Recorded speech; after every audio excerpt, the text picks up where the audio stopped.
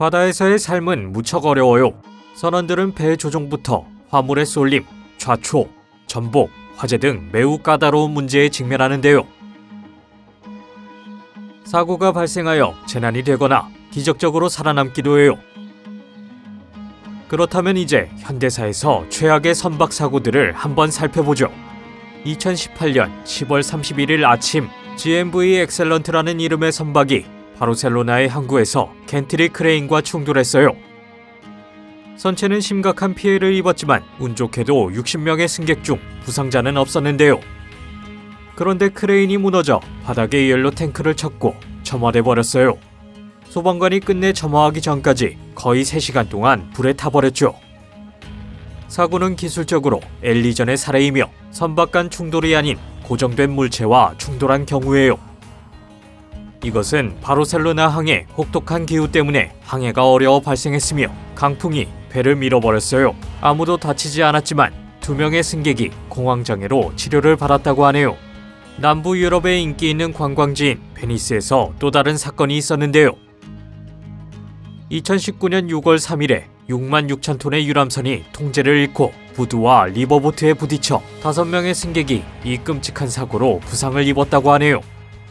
MSC 오페라 유람선은 엔진 중 하나가 오작동하여 최대 추력으로 고정됐고 경적을 일으키며 충돌에 대비했는데요. 배가 부두와 리버보트를 향하자 케이블로 연결된 2 예인선이 선박을 당기고 충돌을 막고자 했지만 케이블 중 하나가 끊어져 이 거대 선박이 통제 불능이 되고 말았어요. 오페라의 뱃머리가 부두에 부딪혔고 그 후 리버보트와 부딪혔는데 더 작은 이 리버보트는 박살이 나버렸죠. 부두에서 사람들은 목숨을 걸고 도망치고 있었고 배가 곧 부딪힐 것 같았어요. 이 크루즈선을 멈출 수 없었음에도 불구하고 베니스의 예인선들은 안전했는데요. 파나마 운하에서는 이들과 비슷하고도 다른 사례가 있었어요. 뮬은 파나마 운하의 견인 열차로 대형 선박을 통제하는 데 도움을 주는데 배가 운하 측면에 부딪히지 않고 지나가는 선박과 충돌하지 않게 방지해줘요. 그런데 2015년 대형 컨테이너선을 워터로크 장치 중 하나로 안내하던 중 한 견인 열차가 거의 고장나서 사고가 발생했는데요. 운 좋게도 아무도 다치지 않았으며 컨테이너선은 아주 멀쩡했어요. 그런데 모든 컨테이너 선박이 항상 운이 좋진 않으며 화물도 위험할 수 있는데요. 뉴질랜드에서 발생한 컨테이너선 사고는 현재까지 최악의 해양사고로 여겨지고 있어요. 2011년 10월 MV 레나는 대부분이 석유인 1,500개가량의 컨테이너를 운반하다가 아스트롤라브 암초에서 좌초되고 말았어요. 배의 사고는 아무도 배의 위치를 모니터링하지 않을 때 선원이 통제권을 넘기다가 발생했는데요. 배는 몇 달 동안 암초에 좌초되어 있었고 선체에 균열이 발생하여 배가 둘로 쪼개졌어요. 약 200톤의 기름이 바다로 쏟아져 들어갔고 기름이 유입돼 바다 생물을 위협했으며 이 지역의 어업 산업에 악영향을 끼쳤어요. 운송사고조사위원회는 MS 레나의 좌초는 사람의 실수, 항해 불량, 선박의 통제권을 이전할 때 표준 운영 절차를 따르지 않았기 때문이라고 결론지었어요. 인간의 실수가 아닌 기계적 결함이 결정적이었던 사고도 있는데 노르웨이의 한 호화 유람선은 심각한 오일 압력 손실로 인해 좌초될 뻔했죠. 2019년 3월 23일 바이킹 스카이에는 1,300명이 탑승했는데 엔진 4대가 모두 고장나고 말았죠. 배는 땅을 향해 표류하기 시작했지만 심한 날씨로 인해 예인선이 배를 끌 수 없었고 다치 효과가 없었으며 구조보트가 해안으로 돌아와야 했는데요. 선원은 엔진 중 하나를 재시동할 수 있었으며 약 91m를 앞두고 사고를 거의 피했어요. 그런데 하나의 엔진으로는 선박을 안전하게 해안으로 이끌 수는 없었는데요. 승객을 구조하기 위해 노르웨이 헬리콥터 6대가 파견되었어요. 배가 좌우로 움직이기 시작했고 승객들은 배 갑판에서 물건들이 미끄러지는 것을 찍고 있었죠. 479명을 선박에서 30번의 헬리콥터 수송으로 구출했지만 많은 이들이 배에 남았고 다음날 폭풍이 가라앉은 후에야 배가 항구로 견인되었어요. 인재의 또 다른 사례로 싱가포르의 말레이시아 해안에서 훨씬 심각한 사고가 있었는데요. 해군 함선 USS 존 네스 맥케이는 라이베리아의 선박 알릭 MC와 충돌했어요. 알릭 MC는 3만 톤의 화학 제품 및 석유 운반선으로 미국 선박에 부딪혀 선체에 심각한 손상을 입혔어요. 선원실, 객실, 기계 및 통신실이 침수되었고 미 해군 선원 10명이 사망했죠. 미 해군은 사고 직전에 선박이 조향 제어를 잃었다고 보고했지만 선원이 선박의 보조 조향 시스템을 사용하지 않은 이유가 불분명했죠. 이들은 함교 선원의 피로와 통신 불량, 혼잡한 노선을 사고의 가장 큰 원인으로 꼽았어요. 또 7명의 미 해군 선원의 목숨을 앗아간 사고가 있었는데요. 구축함 USS 피츠제럴드는 2017년 6월 17일 도쿄 남서쪽으로 해상 약 130km 떨어진 곳에서 필리핀 컨테이너 선박 MV-ACX 크리스탈과 충돌했어요. 두 선박 모두 매우 혼잡한 해상과 도쿄 인근 어업 지역에서도 충돌을 피할 수 있는 정교한 항법 장비를 갖췄는데요. 배들은 5km 정도 안전거리를 확보하고 있었어요. 그런데 5분 만에 매우 빠르게 사고가 발생했는데요. 사고 후 고위 관부 2명과 고참 선원이 해임되고 형사 고발을 당했어요. 필리핀 상선의 소유주는 사고로 미 해군에 2,700만 달러를 보상하기로 합의했죠. 100여 년 전 1915년 시카고에서 SS 이스트랜드 여객선이 시카고강의 한 부두에 정박 중 전복되는 사고가 있었는데요.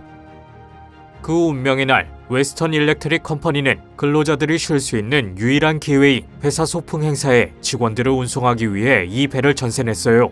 2,500명의 승객을 수용할 수 있는 이 배가 꽉 차고 많은 사람들이 갑판 위에 모이자 무거운 무게와 열악한 밸러스트 설계로 인해 배가 뒤집히기 시작했어요. 배는 위쪽의 모든 하중이 쏠려 비틀거리기 시작했고 부두에서 떨어져 나왔어요. 몇 분 만에 승객들은 공포에 질렸고 선박은 45도 각도로 뒤집혔으며 물이 엔진실로 쏟아지고 2분 만에 SS 이스트랜드는 완전히 전복되었어요. 수백 명의 승객이 낮은 데크에 갇혀 객실에서 탈출하기 위해 필사적으로 노력했죠. 많은 이들이 탈출에 실패했고 눈앞에서 재앙이 펼쳐지자 강가의 많은 이들이 기절하고 말았어요.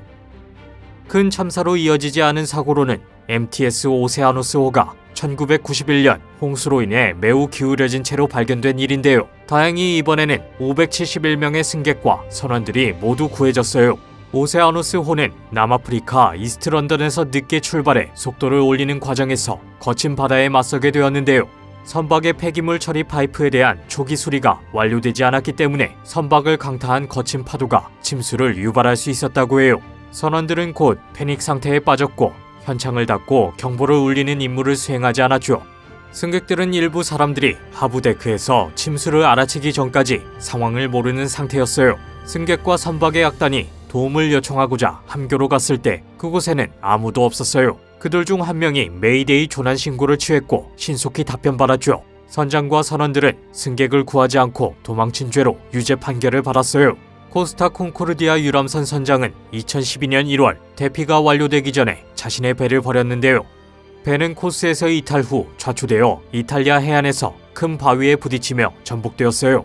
배의 모든 사람들은 배가 갑자기 속도를 줄이고 힘을 잃었을 때 무언가 잘못되었음을 깨달았죠. 코스타 콩코르디아는 4,200명 이상을 태우고 있었는데 이는 타이타닉 총원의 2배가 넘는 수치예요.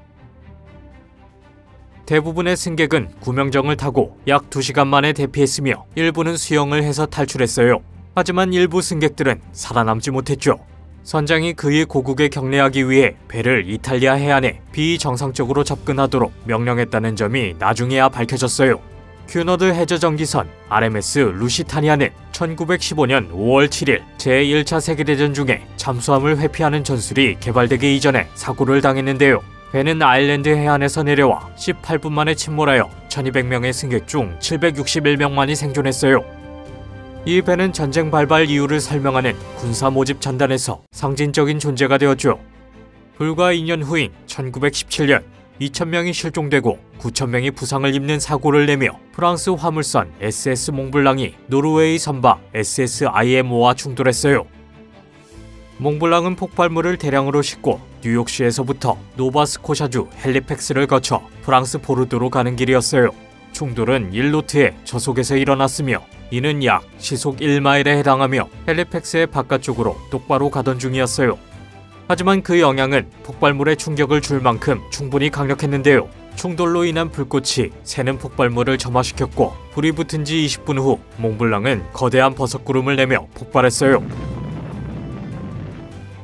타오르는 배를 보고 있던 사람들을 포함하여 폭발 반경 0.5마일 이내의 모든 것이 사라졌죠.